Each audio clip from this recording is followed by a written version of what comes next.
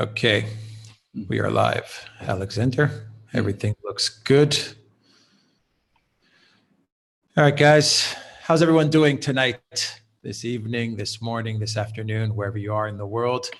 Thank you for joining us for a special live stream where we will discuss two very important B's, Alexander. We have Brexit, and just recently we have Bolton. Indeed so. Well, and also a third B, which is Boris Johnson. Remember? There you go. So, all news is starting with B's, it seems. Absolutely. Absolutely. So, guys, all right. So, if you can hear me, let me know in the chat. Let me know if the sound is okay. If you heard Alexander as well mention the name of Boris Johnson, let me know as well. And let's see where people are joining us from, Alexander, for this live stream. Let's see, we have greetings from Poland. Yolanta, how are you? From the Netherlands, from Canada, from Slovenia, Montana, USA, Antwerp. Hello, Duran. From Southern Mexifornia, it's a new country. From South Africa, Bolton has bolted. Yes, loud and clear in Norway. Greetings from Sweden, Wales. Let's see, all good, Alex. Thank you very much. DB1968 from Paris. How you doing in Paris? Northridge. Where else do we have people joining us from? From London. All right. From NYC, New York City. All right. Scotland, Suffolk, Netherlands, Spain. Awesome. Madison, Wisconsin, Yorkshire, Wales, Melbourne. All right. Very cool. Great to have people from Australia joining us, Alexander. Great to have people from the US, from Europe, South America, Africa, everywhere to join us as we talk about Brexit. But Alexander, let's touch a little bit upon Bolton. I want to let everyone know in the chat that tomorrow we will be doing another live stream on Bolton. I think we're going to do it in the morning, London time. I believe 10 o'clock in the morning London time. So that's GMT 0. 9 o'clock, I think, but whatever. Oh, yeah. Sorry. 9 o'clock. 9 o'clock London time. Or no, wait, 10 o'clock London time. 10 o'clock London o'clock GMT plus 2. Okay, 12 o'clock GMT plus 2, 10 o'clock GMT. We're going to be doing another special live stream on Bolton. It'll be me, Alexander, and Peter Lavelle. But Alexander, I do want to touch upon Bolton because the news came out a couple of hours ago. First, the news was that he resigned, but then Trump fired off a couple of tweets where I think he made it abundantly clear that Bolton did not resign and that he was fired. And I think it's pretty safe to say, and it's pretty obvious, that the straw that broke the camel's back and finally got Trump to finally get rid of Bolton was Afghanistan and the Taliban meeting. So Alexander, do you want to touch very briefly on Bolton, go over your thoughts, and we'll get into more detail about what happened during tomorrow's live stream, and then we'll move over to Brexit. Well, the first thing I'm going to say about Bolton is that I'm very, very glad to see the back of him. I never thought he was a good pick. I always thought he was a dangerous person to have in charge at the National Security Council. I didn't realize quite how dangerous he would be. Even I was astonished at how belligerent he proved to be. His foreign policy seems to be pick a fight with absolutely everybody and retreat nowhere on nothing. And there is a famous quote by the Prussian king, Frederick the Great, who says that he who defends everything defends nothing. And that is the lesson that John Bolton never learned. And that was an extremely dangerous foreign policy for the United States. But it also got worse because he turned out to be an extremely aggressive bureaucrat, serially treacherous to his own boss, Donald Trump. So he was constantly going and contradicting things that Trump was announcing by sabotaging them. So Trump wanted in autumn last year to withdraw US troops from Syria. Bolton managed to put a stop to that. Donald Trump wanted to move forward with a successful summit with the North Korean leader Kim Jong-un, and they met in Hanoi, in Vietnam, and again, Bolton managed to sabotage that summit. He managed also to arrange a raid on the North Korean embassy, and I think it was either Spain or Portugal, which is an extraordinarily aggressive thing to do whilst the two leaders were meeting. And of course, he's now done the same thing with Afghanistan. He's wrecked. I think it's widely known that it was he who wrecked this peace conference that was due to happen between the Taliban and the US at Camp David. And not only did he wreck it, but then he managed to insinuate that it was Trump, his own boss, who had wrecked it somehow. And I think enough was enough. And I think Donald Trump made that very clear in his tweet when he said that he had strong disagreements with Bolton, and so did various other people in the US government. And on that basis, he asked Bolton to resign.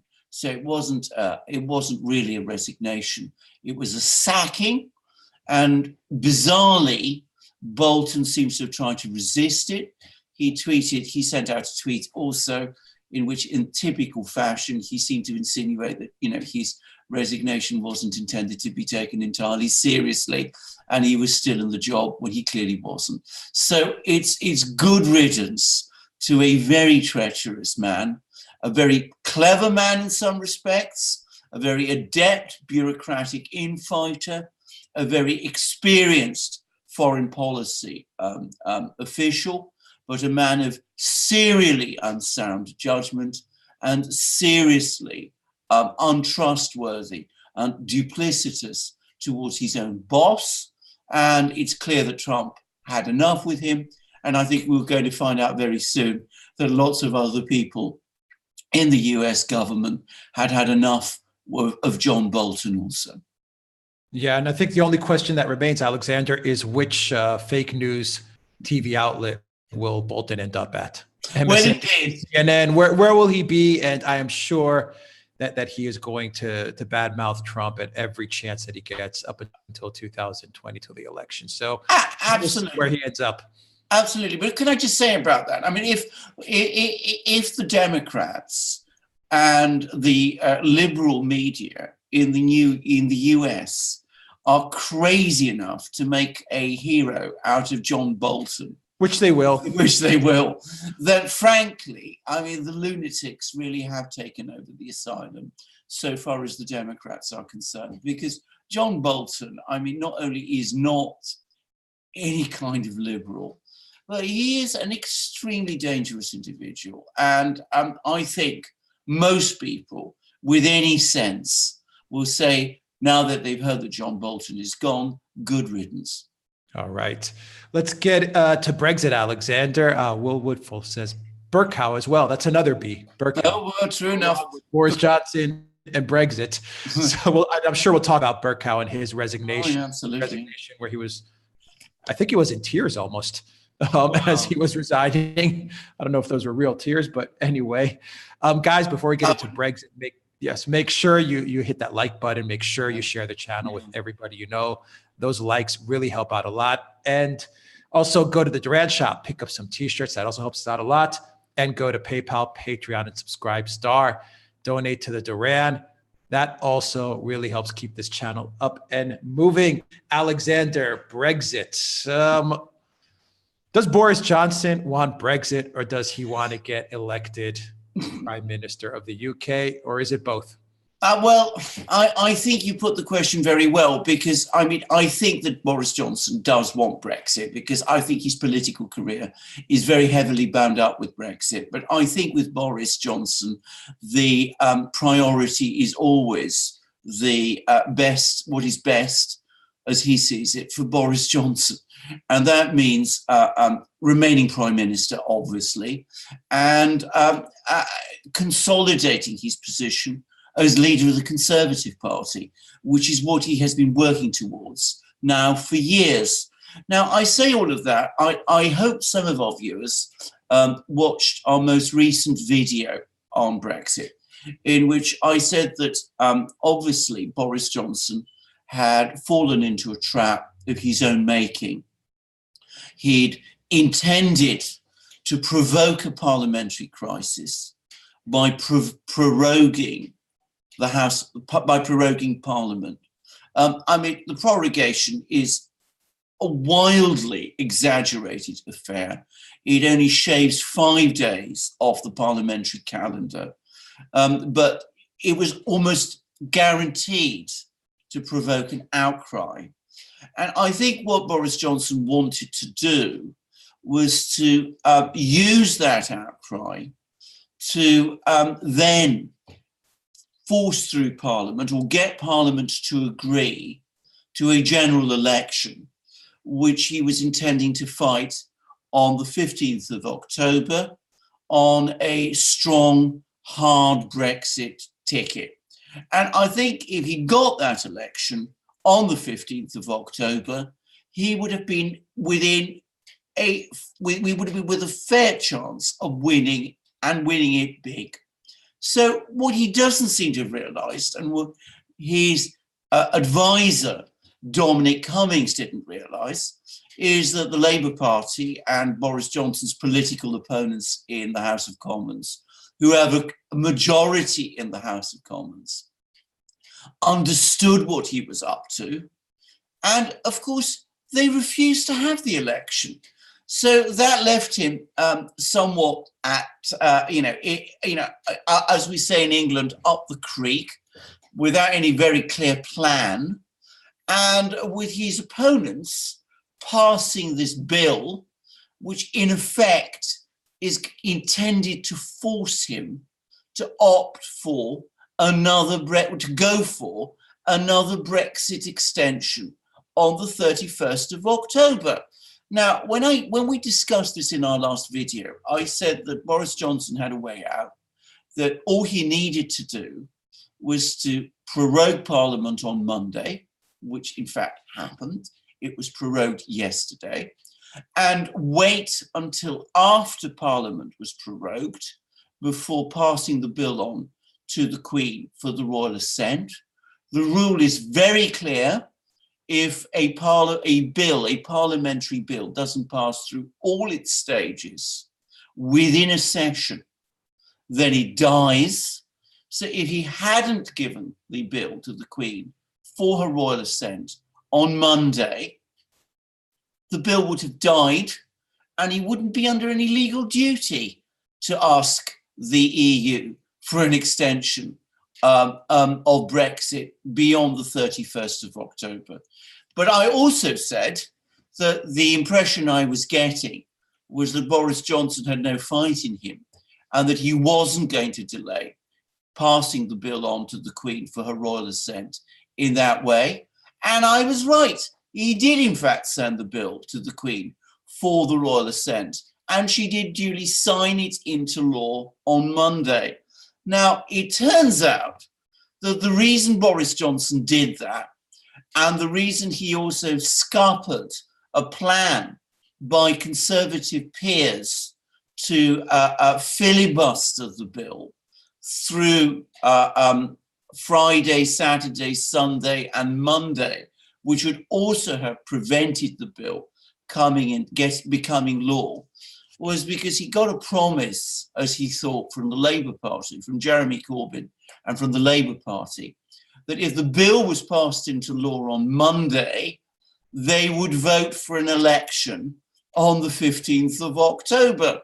And what, of course, happened, and if he'd asked me for my advice, I would have advised him, is that having got the bill into law, the Labour Party and Jeremy Corbyn had no benefit or reason to stand by their promise, and they promptly broke it.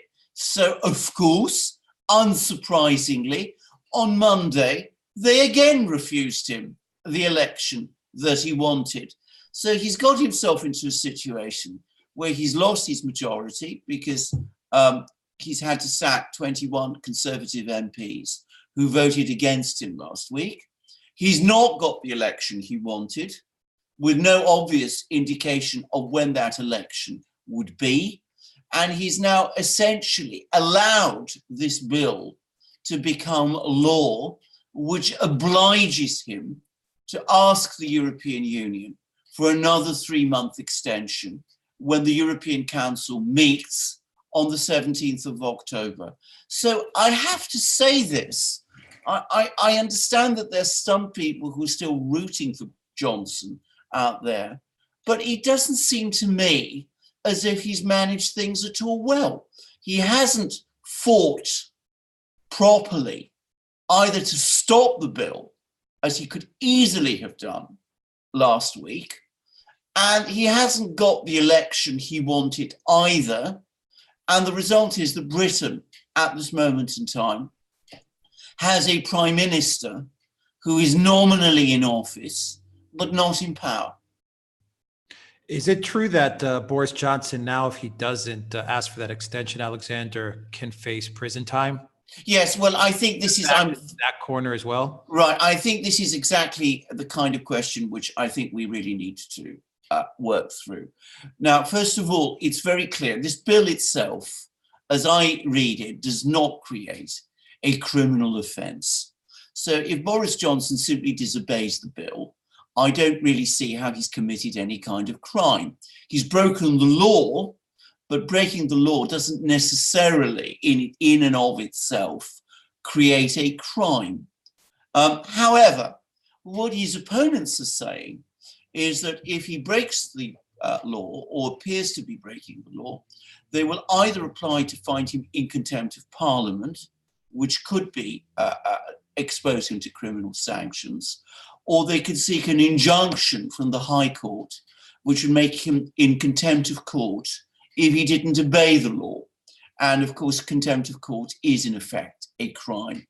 Now, I want our viewers to think through the implications of that.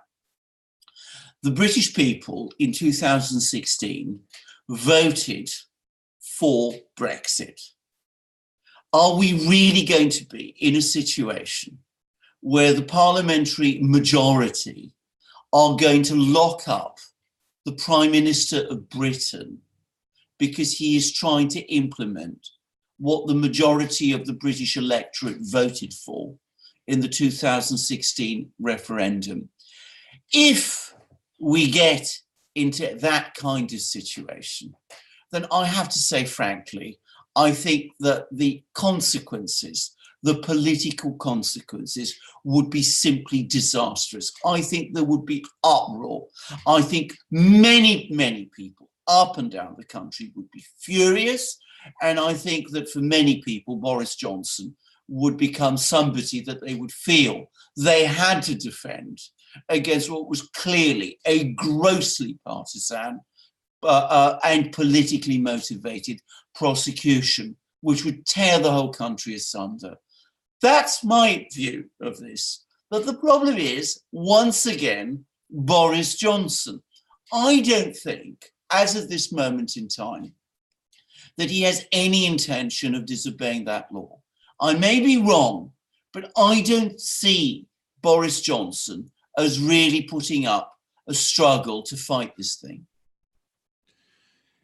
Alexander, I agree with you that Boris Johnson, I mean, logically, looking at this from a logical perspective, if Boris Johnson really wanted Brexit, he had a way to make it happen. He would not have taken anything to the Queen.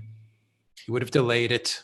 Exactly. And he would have gotten the Brexit that he wanted. Exactly. And he would have also had a lot of leverage on the EU should the EU had wanted to negotiate some sort of deal within that month time span. He would have had a lot of leverage because it would have been obvious that this guy is serious about taking the UK out of the EU no matter what. But he didn't do that. No. So it looks like that he was going for an election all along. I want to push back on your theory and my theory as well, listening to you. Is there some sort of other plan that Boris might have to execute or engineer a Brexit that we're not seeing through all of this? I mean, I'm playing a little bit devil's advocate. I'm looking a little bit at the chat as well. Is there something that we may be missing? Yeah. And maybe Boris has constructed some sort of way to get a Brexit on October 31st? Yes, well, I mean, the media here is full of stories and theories and plans about how Boris Johnson is going to find a way round. And one proposal, one suggestion, is that he sends a letter to the European Council asking for an extension, and then sends a second letter to the European Council saying, actually, I was forced to send the first letter, and I don't actually really mean what I say in that first letter. I actually don't want an extension. Well, there are lawyers who say that if he does that, that would also put him in contempt of Parliament, and it would actually break the law. Personally, I think it might actually legally be possible. But what if the European Union says, well, we've got a letter from you that asks for an extension. It seems to us that you're sliding. We're going to grant the extension, whether you say you don't want it or not. I mean, in that kind of situation, it seems to me that it puts the ball back in the court of the European Union. So I don't really see how that necessarily can be guaranteed to work. Another possibility that people are talking about is that Boris Johnson talks to some European leaders, and the name that gets mentioned a lot is Viktor Orban, and asks Viktor Orban to veto any extension at the European Council meeting on the 17th of October. Now, again, maybe Orban will do it, but I don't really understand why Orban would want to pull Boris Johnson's chestnuts out of the fire for him in that way. I mean, the Germans and the French would be furious. He'd have a lot of trouble with them. I don't really see why he would want to do that, actually. What is Boris Johnson offering him that would persuade him to do it? A third possibility that some people are talking about, which I think would displease and upset many of the Brexiters a lot, is that Boris Johnson revives in some way Theresa May's withdrawal agreement, manages to somehow massage away the Irish backstop. And the suggestion that's been made here is that he confines the backstop, the effect of the backstop, purely to Northern Ireland, so that the rest of Britain is somehow able to pursue trade agreements with other countries and is not subject to the backstop, and that he that way gets the withdrawal agreement, Theresa May's withdrawal agreement, through the House of Commons. I think if he does that, he will destroy the Conservative Party. I think that many Conservatives feel very strongly committed to preserving the Union, and I think any situation where Northern Ireland is basically given away to the European Union in order to get England out of the European Union, and where Britain and the rest of the UK, without Northern Ireland, is still subject to the other provisions of the withdrawal agreement, Theresa May's withdrawal agreement. I think that many Conservatives would be furious with that. And I think I think that Nigel Farage would be on a rampage if such a thing were ever proposed. So, I can see how some of these plans might work, but I can't see how any of them can be guaranteed to work.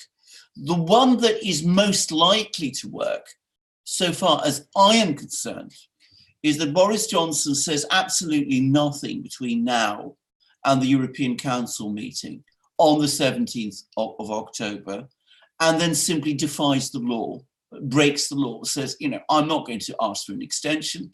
I've always said I'm not going to ask for an extension. I think that law has no real democratic validity because it seeks to set aside a referendum result. I am bound by that referendum result, and I will not carry it out. There would then be massive uproar, and there would be a huge battle in Parliament over, firstly, no doubt, a vote of confidence but then he could defy that vote of confidence and try and remain prime minister. And I think if he fought hard enough, he would be able to remain prime minister and get Brexit over the line on the 31st of October. That is what Churchill would do. But Churchill would not have got himself into this situation.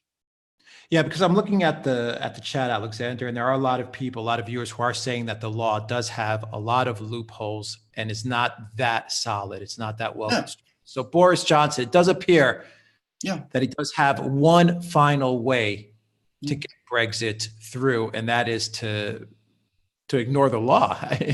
In essence, and to fight it through. Absolutely. The question that becomes, is that what he wants? Well, that's exactly the point. You see, again, I come back to this. If we'd had Churchill, I mean, Boris Johnson is always comparing himself to Churchill. If we'd had Churchill in office as prime minister in this kind of situation, firstly, he would never have allowed this law to get onto the statute book. He would have filibustered it through the House of Lords. And if somehow it had managed to squeak its way through the parliamentary process, he would not have sent it to the Queen before the prorogation took effect on Monday. But let's assume that somehow that law did come into force. Again, Churchill would not comply with that law. He would have said, I am the Prime Minister, I am the Queen's first minister. This law goes completely contrary to the separation of powers. It is Parliament usurping the functions of the government, of the executive, by dictating to the executive what the executive should do, but what the executive does not want to do. Given that it is violating the separation of powers, it is clearly unconstitutional, and I will not obey. That is what Churchill would have done. I'm not seeing any of that from Boris Johnson at the moment. From Will Woodfull in the chat, Alexander, what's stopping Boris from declaring an emergency and simply overriding the noise?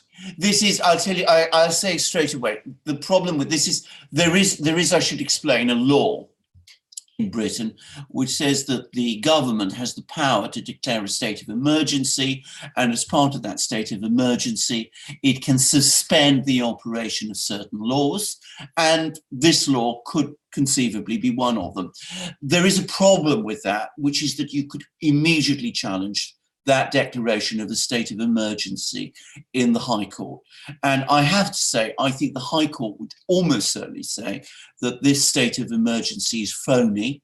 There is no actual state of emergency that would justify, there's no emergency that would justify declaring such a state of emergency now, and that declaring a state of emergency for the purpose of setting aside a law which Parliament has passed is illegal and unconstitutional. And on that basis, I think that Boris Johnson would find himself, if he did that, or could easily find himself, in a worse position than the one in which he is in now. So I think that is a very high-risk strategy, which I don't think would work. I think defying the law and, daring his opponents to put him in prison, I think that might work. But as I said, I don't really see him as the kind of person who would do that. Yeah, from Stuart Walker, Alexander, it's an offense in Britain to obey an unjust law. Precedent has been set for this for at least centuries. So can you make the argument that Boris Johnson, if he really does want Brexit, would tell the Parliament, look, I am not going to obey this unjust law. The people voted, I'm moving this through.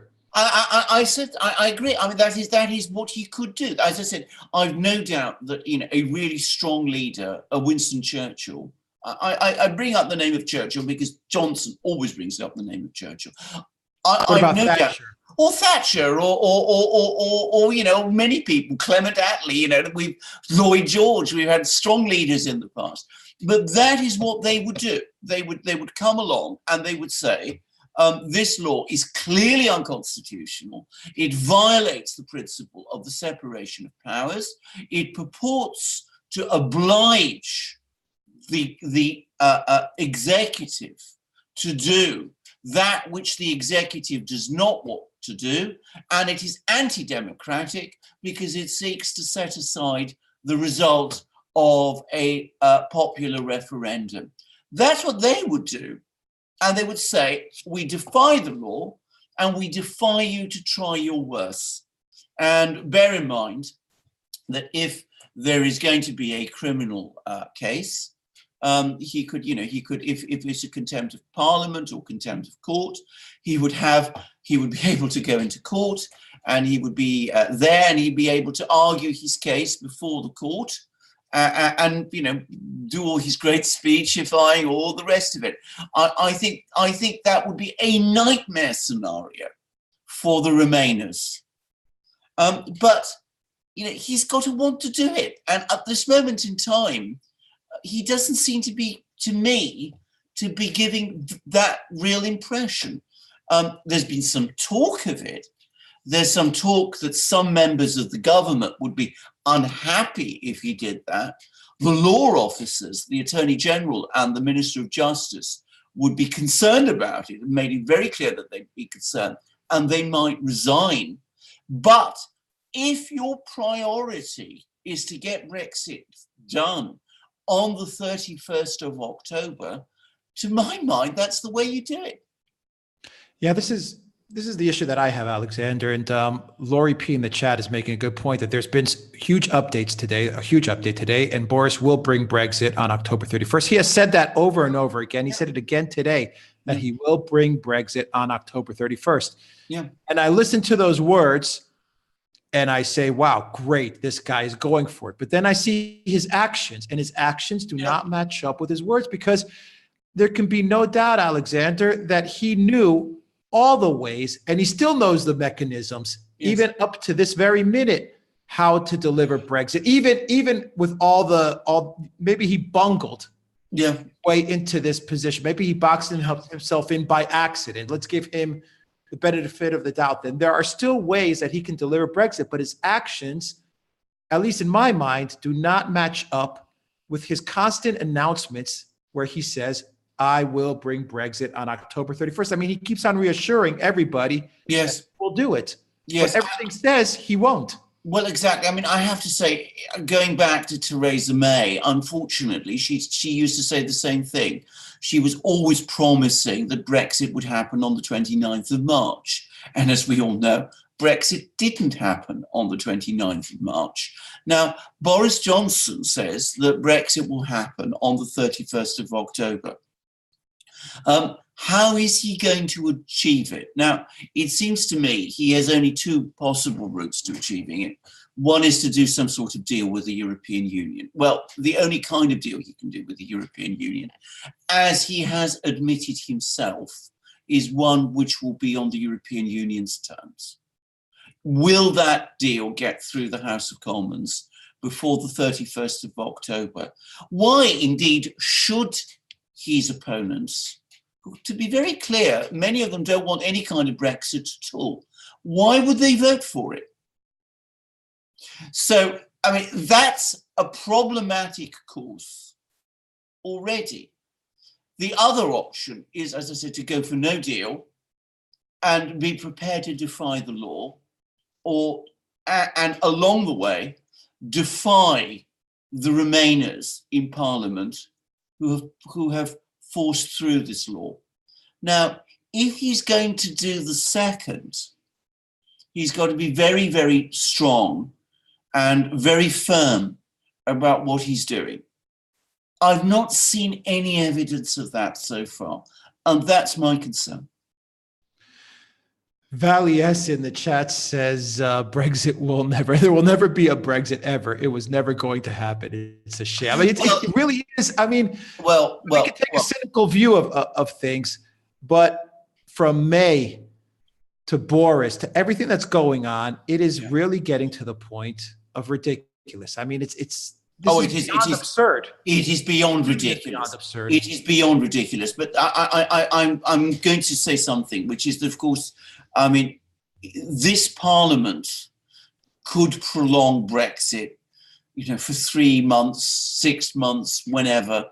It could work towards stopping Brexit by delaying it and postponing it for as long as possible. And they are. And that's exactly what they are doing. Exactly. I mean, that is exactly what. By the way, I'm far from convinced that there's going to be an election anytime soon either, by the way. I mean, I know that there are some very hardline Remainers who say, why give Boris any opportunity to have an election? We have him exactly where we want him. But the fact remains, more than half the country, more than half the electorate voted for Brexit. If Brexit is thwarted by a Remainer Parliament, that is going to create great anger and bitterness in the country. And it's also going to create great anger and bitterness within the Conservative Party, which is now evolving strongly towards a solid pro-Brexit position. I mean, the one thing that did happen last week is that the obvious Remainers in the Conservative Party have all left. So what you have left within the Conservative Party is a strong pro-Brexit party. I mean, it's a rock party, but it's a pro-Brexit party. I mean, it is at least possible, perhaps even likely, that at some point we will see an election which will result in a Conservative Party or a Conservative Party in alliance with Nigel Farage's Brexit Party achieving a majority in the House of Commons and getting Brexit done. I mean, I'm not predicting that that is what is going to happen, but it is at least possible. So you can't say that Brexit will never happen, but it is at least, it's at least possible that it may. But at the moment, if you want to see this Brexit problem resolved by having Brexit happen on the 31st of October, then I have to say, frankly, the prospect looks bleak. Is the Tilbrook case still on the table? Is that still on the agenda? Is there anything there? Oh, yes. Oh, yes. I mean, British law requires, I mean, this is where the law is so contradictory, because, of course, Parliament has passed a law which says that Brexit will happen on the 31st of October. That's British law. Brexit has now also passed a law which says that unless there is a deal agreed with the European Union before the 31st of October, Brexit must be extended. Parliament has also said repeatedly that Theresa May's deal is unacceptable. So the only deal that the European Union is offering, Parliament is not prepared to accept, but it is insisting that there has to be a deal done. So we have this bizarre situation where, on the one hand, Parliament mandates Brexit on the 31st of October, and at the same time is making Brexit on the 31st of October, well, if not impossible, at any rate, extremely difficult. Yeah, but the Tilbrook case specifically said that Brexit the already Tilbrook, happened. I'm so sorry. I mean, the Tilbrook case. As I understand it, now I'm not completely. I mean, according to that case, it's already been a done deal. I know, right? but I, as I understand that the Tilbrook case has been defeated. I understand that they appealed the decision that was made by the High Court to the Court of Appeal, and that the Court of Appeal has rejected it. So if other people know better than me on this, please let me know. But as I understand it, the Tilbrook case has already been lost, which I think is a shame, by the way, because though I want to say this again, the legal arguments were far above my pay grade. I certainly thought there were arguments there, and I wanted to hear them, see them heard and argued out properly in a court of law, as I think they should have been. Okay, Alexander, before we get to the super chats, we have now, I imagine we're going to have a lull in what's going on, correct? Yes. Or is there going to be a lot of maneuvering going on? Well, there's going to be incessant. And are we going to know about it? Yeah, well, there's going to be incessant manoeuvring. I mean, one of the things that's alarmed a lot of people, for example, is that Boris Johnson has had a meeting with Leo Varadkar, who is the Prime Minister of Ireland, and there was some talk that they were trying to find a way round the Irish backstop, which is, where the idea of the Irish backstop being exclusively for Northern Ireland so that the rest of Britain can move on. That's where that came from. So there is manoeuvring going on. The other thing that's going to happen during the next 5 weeks is that we're going to have the party conferences. So there will be Liberal Democrats who are now quite openly saying that they will push for revoking Article 50. They want the referendum cancelled. That's their policy. We're going to have the Labour Party conference, and that's going to be incredibly interesting. Apparently, Jeremy Corbyn is still saying that Labour is not going to commit itself wholeheartedly to Remain. He still wants to leave Brexit open as an option for the Labour Party to follow in a general election. So that's going to be an interesting conference. But of course, the most interesting conference of all is going to be the Conservative Party conference, which always comes at the end, and where there, hopefully, we will get better clarity, some indication of what Boris Johnson as Prime Minister is going to do, whether he's really going to push ahead with Brexit, which to my mind now can only be a no-deal Brexit on the 31st of October, even if that means defying the law, even if that means risking all the consequences that follow from that, or whether he will buckle and try and find either some sort of deal with the European Union, which will have to be some reheated version of Theresa May's deal, or whether he will resign, which is another possibility some people are talking about, or whether he will actually bite his tongue and actually ask for an extension, just as Theresa May did. We will see. All right. And Jen says that Tilbrook brought another case. So it looks like he may have brought another case, and we'll see how that plays out. Well, we will. I mean, I should say that I've not been able to contact Mr. Robin Tilbrook himself. I have been in touch with other people who were involved in the case itself. And obviously it's been very busy, and they are very busy people. So it's not entirely easy to get in touch with them. And I mean, for entirely proper and understandable reasons. But since there is another case, I will try and find out about it, and we will discuss it certainly in the next, at some point on the Duran. Okay. I should quickly say, I am very sorry. I'm very, very sorry that case failed, because I did think that there was a good arguable point. Whether it would have won or not, that's, as I said, beyond my pay grade. But I would have wanted it properly tried and heard, but not to be. All right.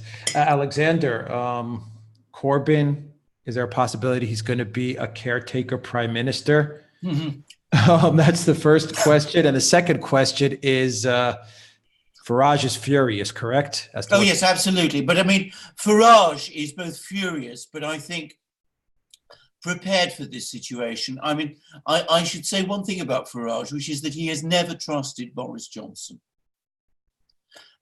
He made that very clear after Boris Johnson became Prime Minister, that he wasn't giving Boris Johnson any kind of blank check. So he's there. He's got his Brexit party organised. If there's not going to be a no-deal Brexit or a Brexit on the 31st of October, he will be in a very strong position, I think, politically and electorally, to move forward. So he's angry, but his anger must be tempered with a high degree of political calculation and with a high degree of political determination. As for Jeremy Corbyn, he would love to be a caretaker prime minister. He has offered himself for that role. And I can entirely see why, because if he becomes caretaker prime minister, let's be absolutely clear about this. He is prime minister. There is no official position in Britain of caretaker prime minister. So he could get his Brexit, he could get a Brexit extension. He could then go into a general election as the incumbent prime minister, which would put him in a far stronger position than the one in which he is in now, which is merely leader of the opposition. Whether he would win the election is another matter, but of course he wants it. Whether he will get it, whether he will become caretaker prime minister is another matter, because one thing that's become absolutely clear is that the Remainers in the House of Commons overwhelmingly are as opposed to Jeremy Corbyn becoming prime minister, because they see him as a dangerous socialist, as they are to Brexit happening on the 31st of October, or indeed at all. So even though in a kind of way, the most certain way to stop Brexit happening on the 31st of October is to support Corbyn in a vote of no confidence, and then to unite behind him and to make him a caretaker prime minister, so that he is the person who asks the European Council for an extension. I mean, you know, if that were the Remainer priority, even stopping Brexit were the really most important thing, that's what the Remainers would be doing. It seems that they are at least as motivated to stop Corbyn becoming prime minister, even a caretaker prime minister, as they are to stop Brexit. Alexander, finally, what did you think of Bercow's resignation or his speech yesterday? Well, I mean, good riddance, first of all. I mean, I think he has been a terrible speaker. I mean, can I say something? I mean, the real leader of the opposition has not been Jeremy Corbyn. It has been John Bercow, who has manipulated the parliamentary rules and abused his powers as speaker to try to stop Brexit. I mean, he did that earlier in the year when he allowed the Remainers to gain control of the parliamentary timetable so that they could push an earlier version of this bill that we now have. And of course, he's done it again. Now, to be very clear, this is, I mean, in my opinion, completely inappropriate and wrong behavior by the Speaker. He has consistently preferred the opposition and the Remainers in parliamentary debates. And I'm very, very glad to see he's going. I mean, I think most people, even people, I should stress, who are, you know, back Remain, should ask themselves whether they really want such an extraordinarily partisan and aggrandizing speaker occupying a position which has always depended for its success on the occupant's impartiality. All right, let's get to the super chats, Alexander. Guys, don't forget, hit that like button. Sparky super chat, $5. Remainers attacking Black Rod is tantamount to attacking the Queen. They should live out the rest of their days in their excrement in the Tower. Well, there we are. I'm afraid we don't lock up people in the Tower in Britain. I mean, by the way, I should say, I thought the scenes in the House of Commons yesterday were absolutely shocking and disgraceful. I mean, whether you agree with Boris Johnson's prorogation of Parliament or not, the fact is, as the High Court has confirmed, he was perfectly within his rights to do it. I think to make a show of it, like some people were doing in the House of Commons, was appalling.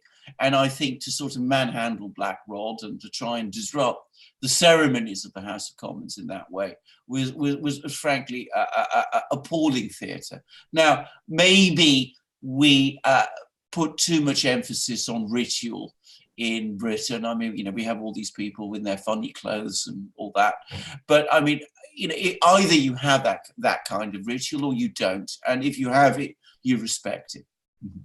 Yeah, well, you know, Alexander, they won't respect the will of the people in the Brexit referendum. So why should they? But boy, oh boy, why should they respect their own procedures? Well, yeah, but they won't respect their own procedures either. And boy, will they will go to bat for the European Union no matter what.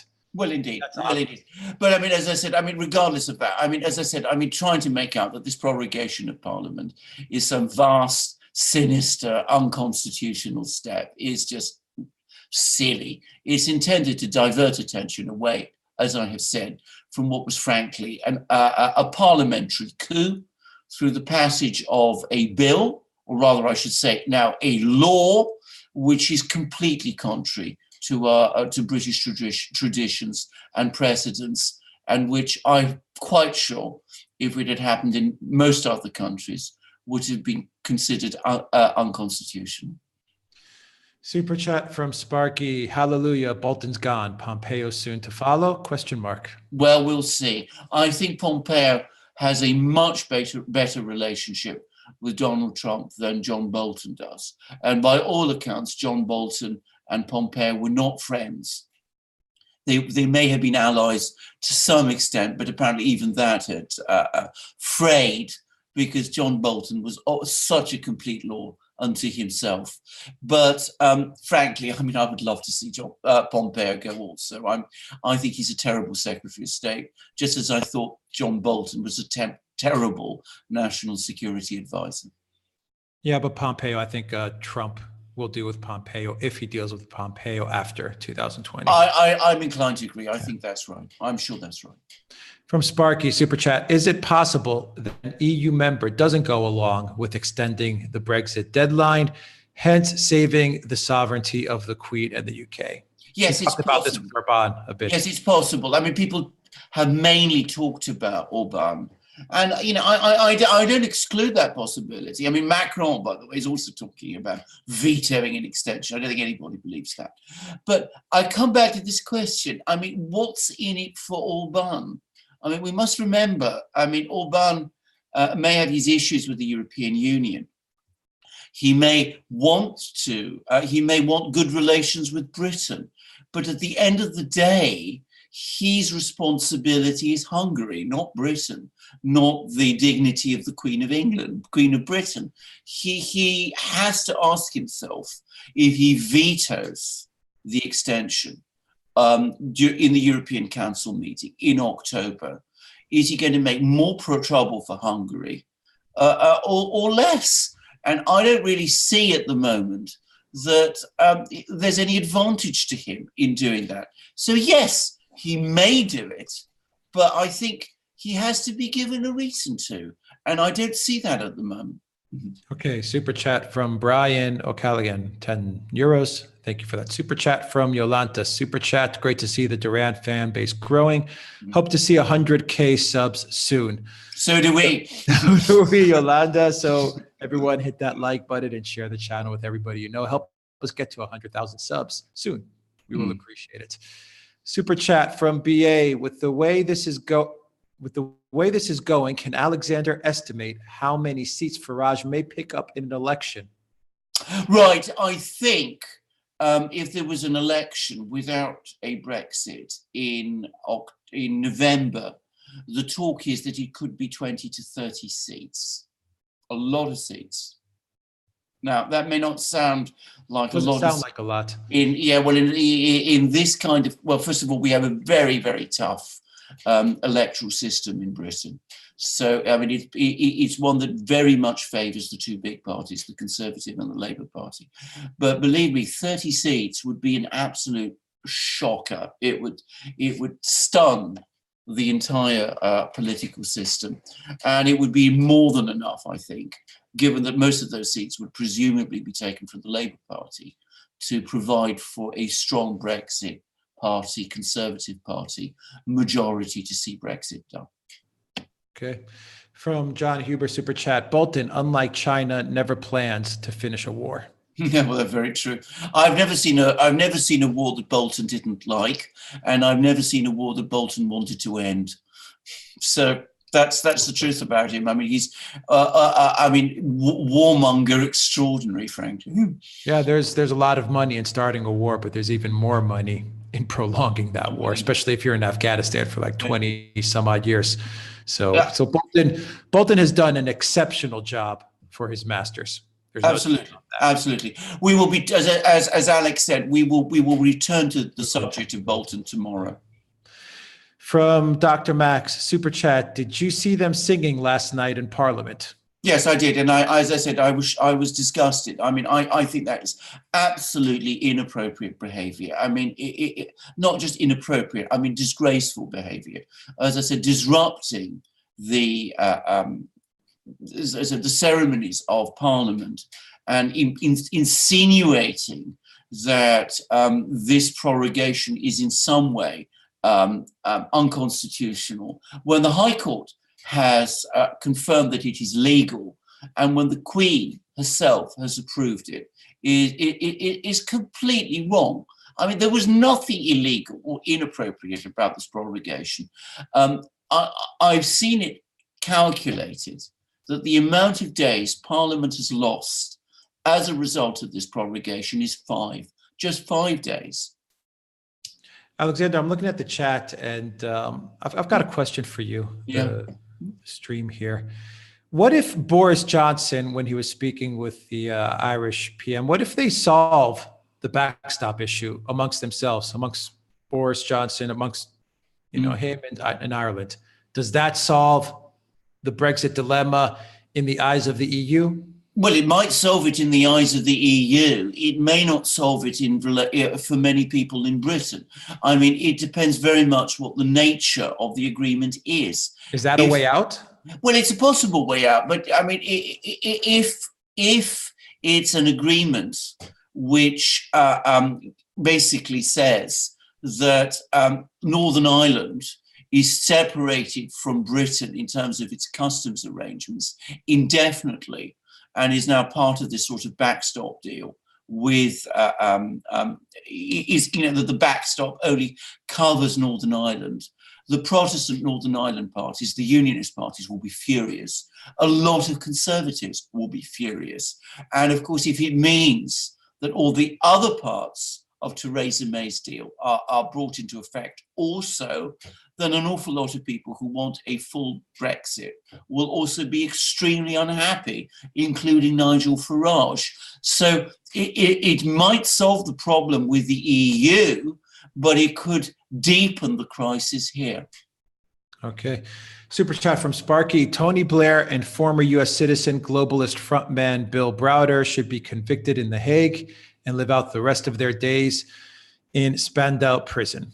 Well, yes, I agree. I don't know about Spandau. I think Spandau prison, by the way, has been demolished. I think when the last Nazi war criminal, Rudolf Hess, died, they actually destroyed it. So it doesn't actually exist anymore. But certainly I would love to see a proper trial of both those gentlemen.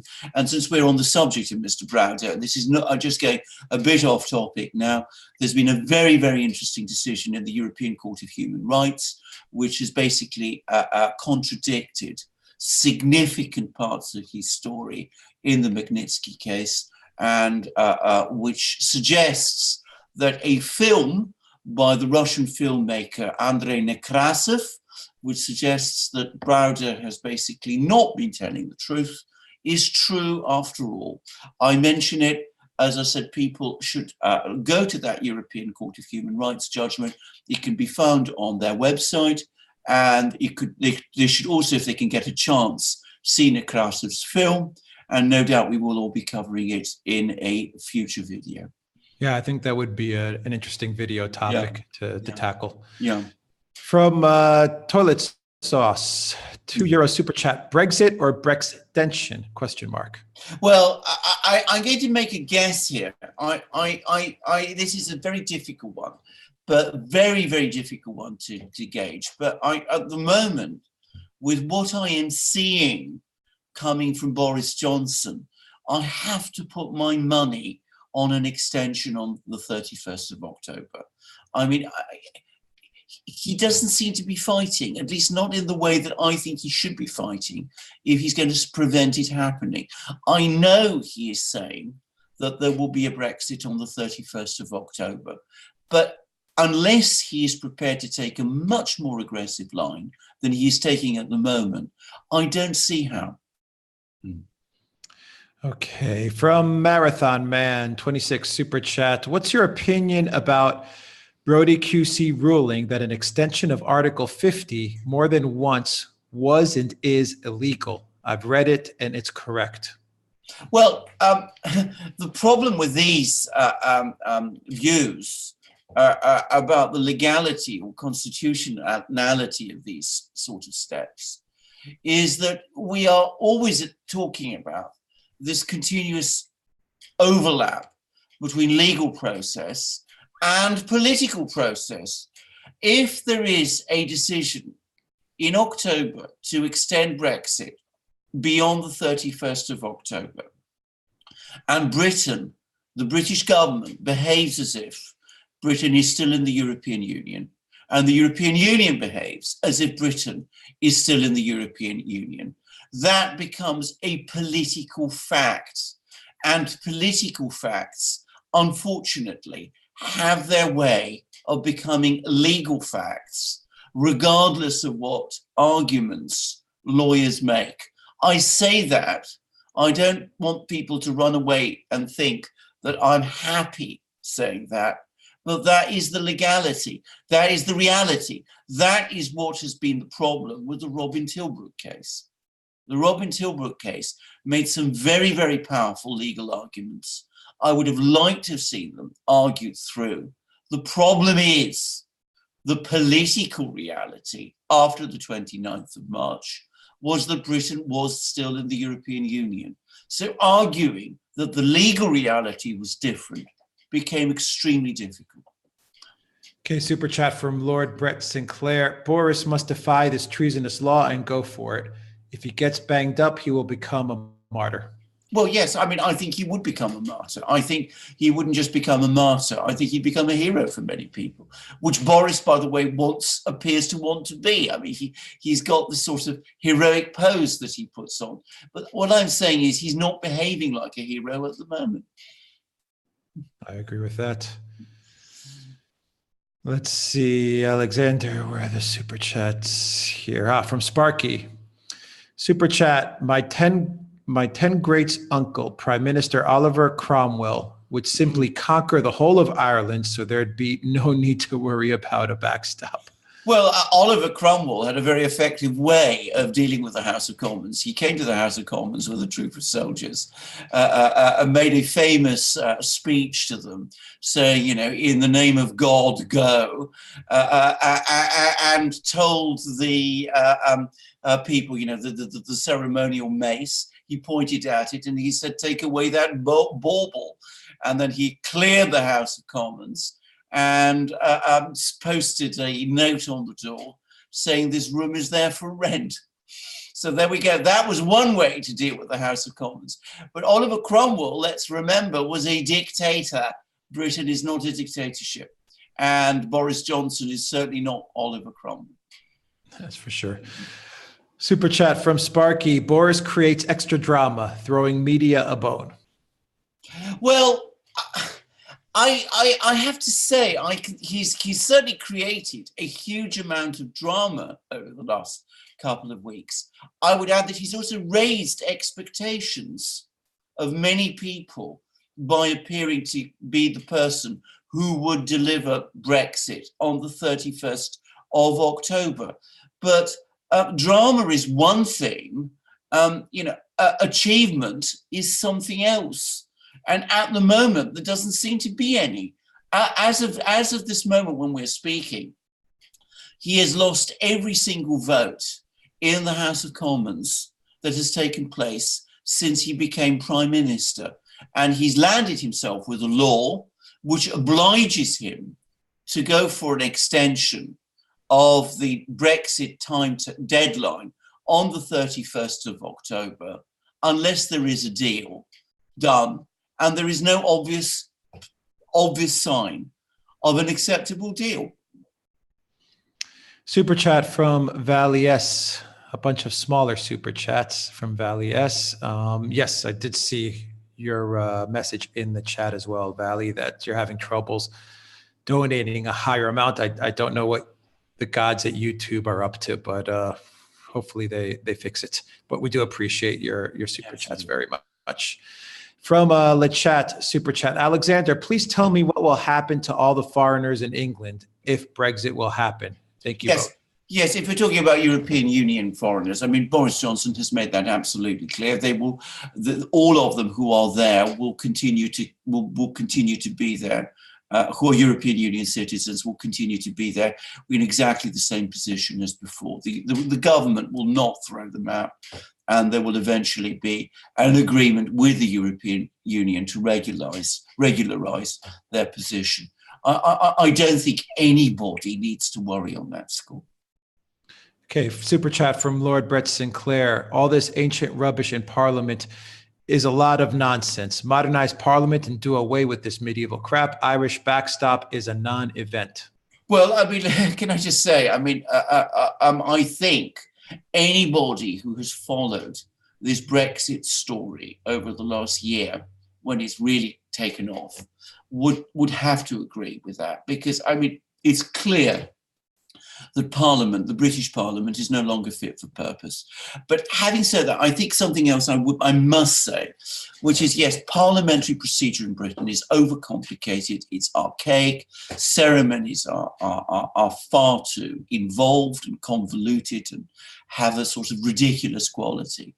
But it is people, in the end, who matter. And the reason we are in this political crisis is not because the procedures are complicated and archaic, or because people wear funny clothes and engage in odd ceremonies.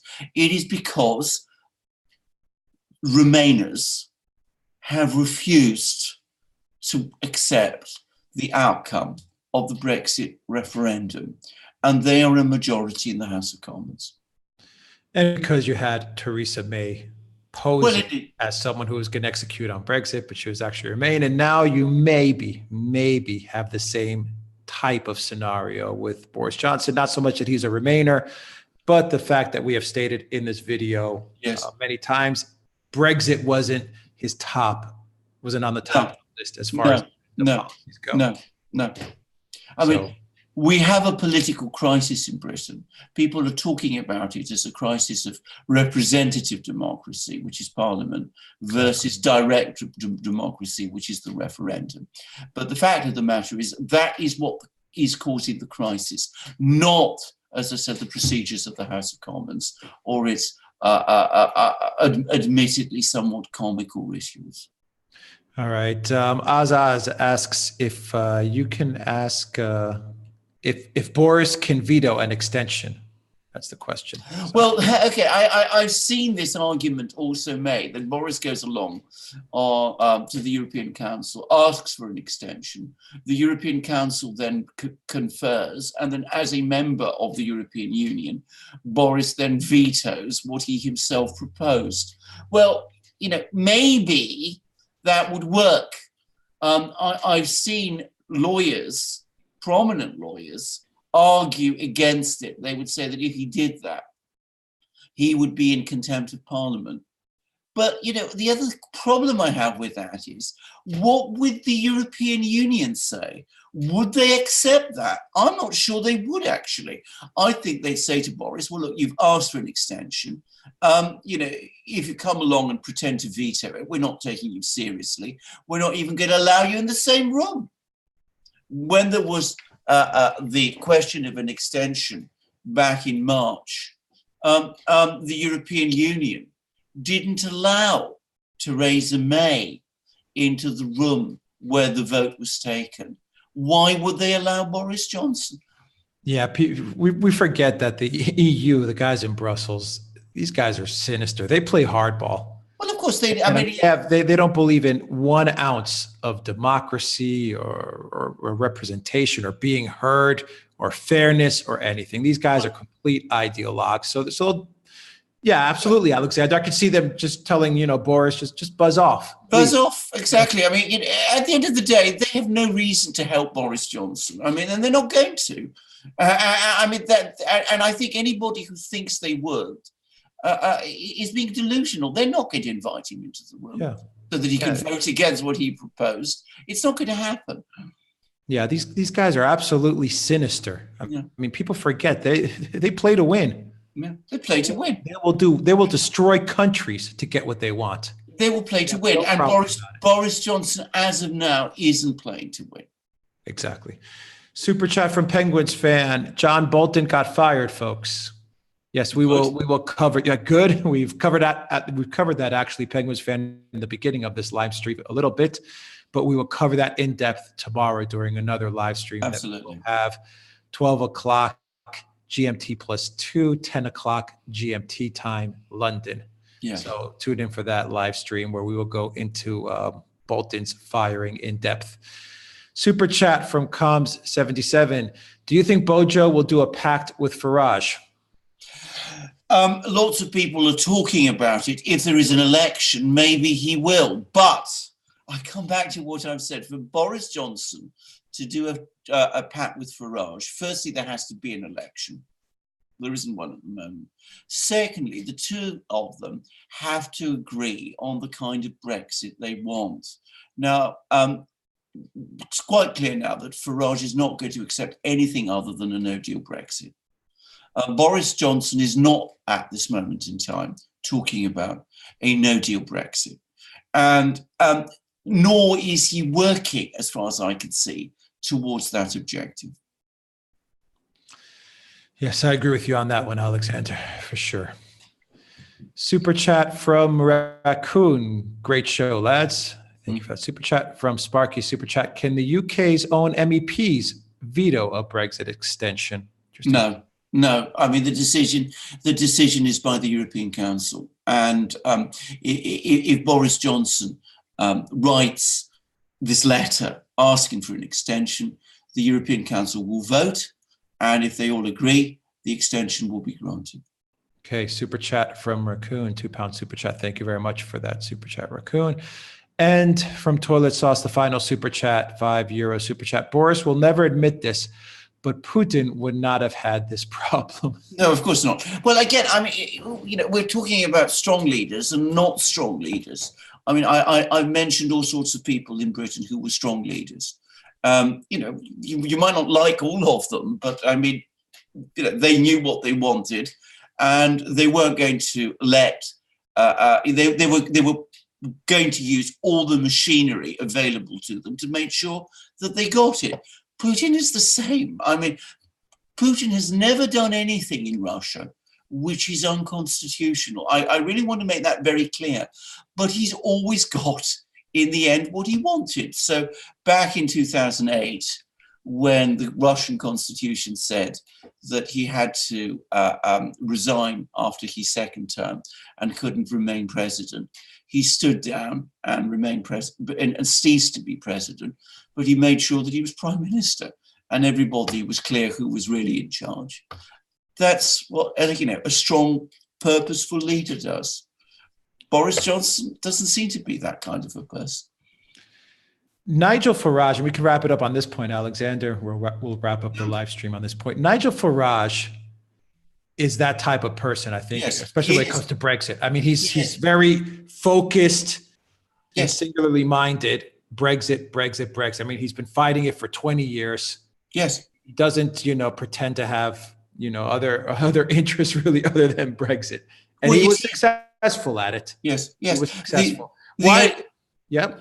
I mean, the only strong leader in Britain, political leader who wants Brexit and is determined to see it done, is not in the House of Commons. He is Nigel Farage. Right. So if someone really wanted Brexit, say Theresa May, say Boris Johnson, say anybody in the British Parliament or the British government, they would have had Nigel Farage there from day one at the negotiations as a consultant, every step of the way, if they really, really wanted to fulfill the wish of the referendum and the wish of the people. Is that not correct? I mean, when you get to a very basic level, you would have had the person that led the Brexit charge, that led the Brexit debate there to help execute this, because who else knows it better than Farage? Well, indeed. And he also, by the way, just to remind you, leads the greatest number of British MEPs in the European Parliament. So that actually gives him an official role also. But the reason that that has not happened is because the Conservative leadership under Theresa May and Boris Johnson don't really want to work with Nigel Farage. They want to obliterate him. They want to champion Brexit so as to eliminate the Brexit Party, which they see as a danger to the Conservative Party. That was the same calculation that David Cameron made when he was Prime Minister. David Cameron did not want to work with Nigel Farage. He called the referendum because he was hoping that through the referendum he would be able to put a stop to Nigel Farage and stop Nigel Farage's then party, UKIP. It's the same calculation we are seeing now. These leaders, Theresa May, David Cameron, Boris Johnson, are putting the interests of the Conservative Party ahead of achieving Brexit. That has been the story all along. All right, let's wrap up this live stream, Alexander. We have another live stream tomorrow on Bolton. Any closing remarks, closing thoughts, Alexander? Well, as I said, I mean, we've got lots to see happen. And I mean, it may be that Boris Johnson has more cards up his sleeve. I have to say, I don't think so. We will see what happens within the Conservative Party. We also need to obviously follow what Nigel Farage is going to do. But I think we also have to look at the Labour Party. One of the reasons why it's speculated that Jeremy Corbyn went along with some of these intrigues, Remainer intrigues that happened over the last week, is that his very, very tough advisor and aide, Seamus Milne, was away on holiday.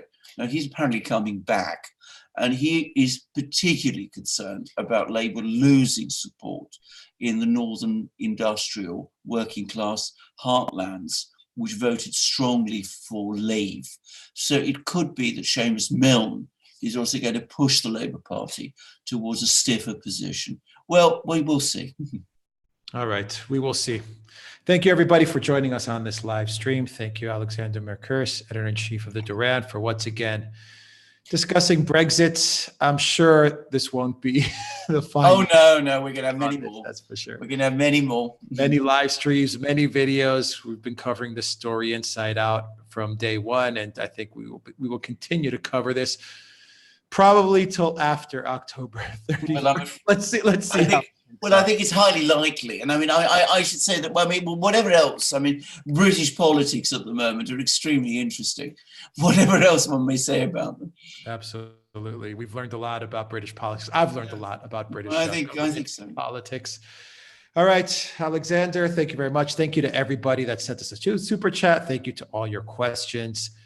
Thank you for smashing that like button, everyone that has hit that like. That really helps us out a whole bunch.